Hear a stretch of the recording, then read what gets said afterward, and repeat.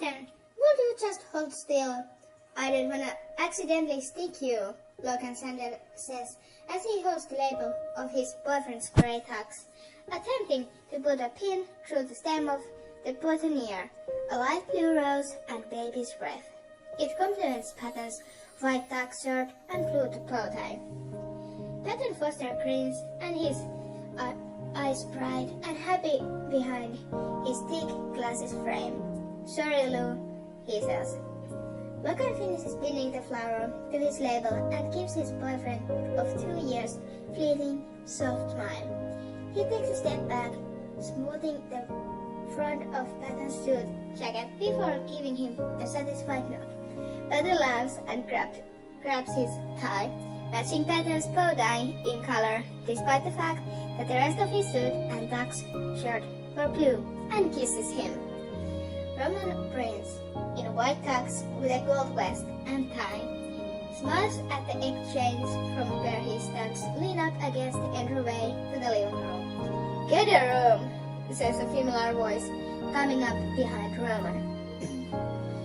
Virgil Shea moves to stand beside him, his arms just barely grazing the Roman's. It's enough to send flutter through his stomach. Virgil looks exquisite, if Roman is being honest.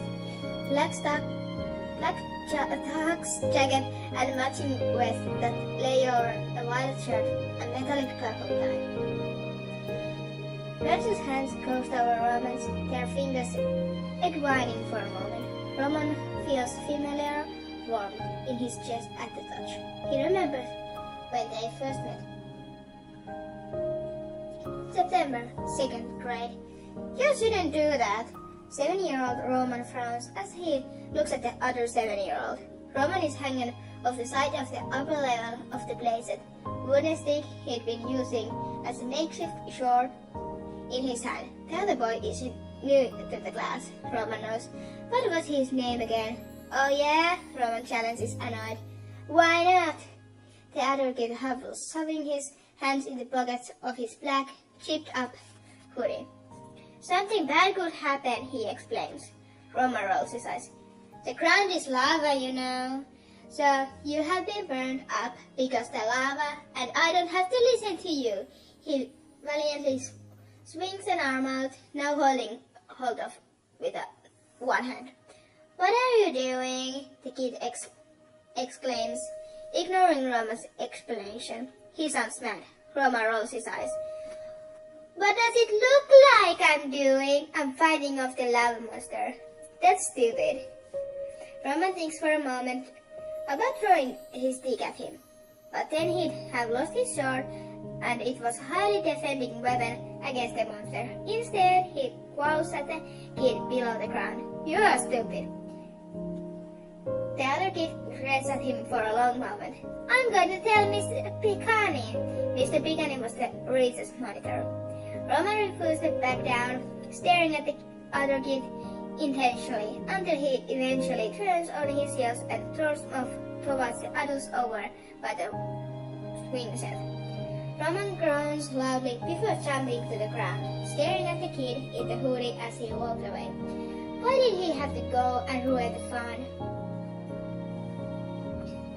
Present, Virgil squeezes his hand, pulling Roman back from his thoughts. Roman smiles, wringing his boyfriend's hand out and kissing his knuckles slightly.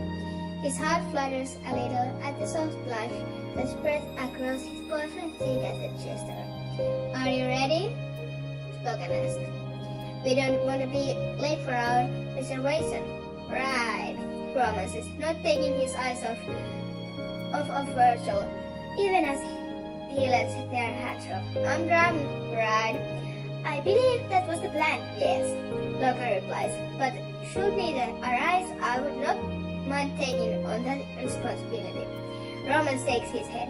Not necessary, he says, finally taking his gaze off the curve of Virgil's lips on the angle of his jaw and slope of his nose. Shall we, everyone? Peter laughs lightly, slipping his arm around Logan's. We shall, he grins. This is gonna be so fun. Roman tries not to let the smile flutter as he feels Virgil extract his hand from his own. Most certainly, he says, senior prom is going to be lit. Lit? Logan repeats, arching a spectacle eyebrow.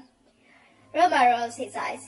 Look it up on Urban Dictionary, schoolhouse, lob.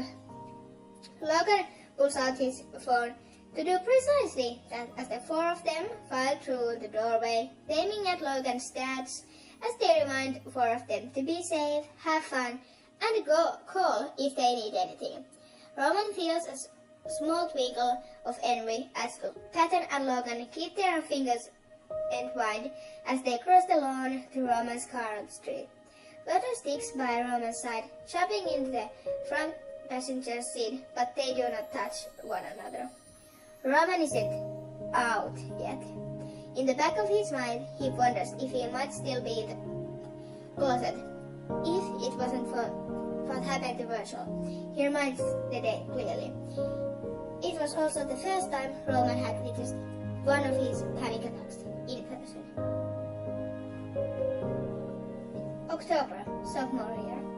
Roman feels his phone was in his pocket in the middle of chemistry. He exchanges a quick glance with Logan across the classroom, arching slanted eyebrow. Logan nods most imperceptibly. He's got a text too, which means it was probably Patton or Virgil, and Patton was in American history, where he was giving a group presentation. As a general rule, four of them rarely use their phone during school, but after Virgil told them about his struggle with anxiety, they had all agreed to have them on their person just in case Virgil needed help. If Virgil was texting them in the middle of class, it meant he needed help. Logan seems to reach the same conclusion. He raises his hand, grabbing the teacher's attention. Yes, Logan, teacher says. To calculate the molarity of solution when solute is given in grams and the volume of solution is given in milliliters, Roman throws out the question and uses the evident distraction to his advantage as he whizzes his phone out of his pocket, glancing down. He's right, it's text from Virgil, and one letter, Q. Any single letter from Virgil meant that he needed some help. In a few instances where it had been necessary, Virgil had always sent a letter on the edge of text keyboard because his hands were usually shaking too hard to type out much else. Roman's hand shoots right up in the air as he slips the phone back into his pocket. Teacher casts a faint surprised look. You have a question, Roman? Can I go to the bathroom? Teacher gives him a tired look and nods. Sir.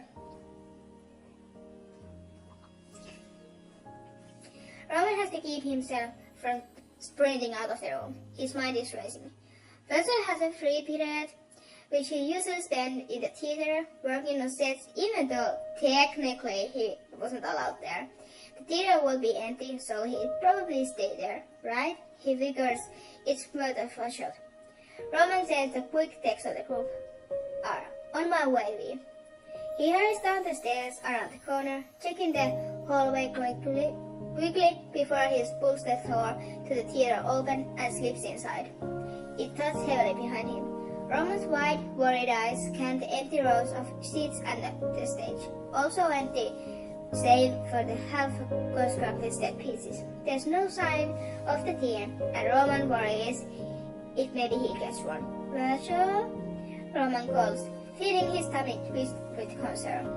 He starts his way down the aisle towards the stage, seeing the abandoned screwdriver and set of paintbrushes next to the paint tray. The paint is still wet, and the only techie who worked on the set during the school day was Virgil. Even he wasn't there. If he wasn't still there, he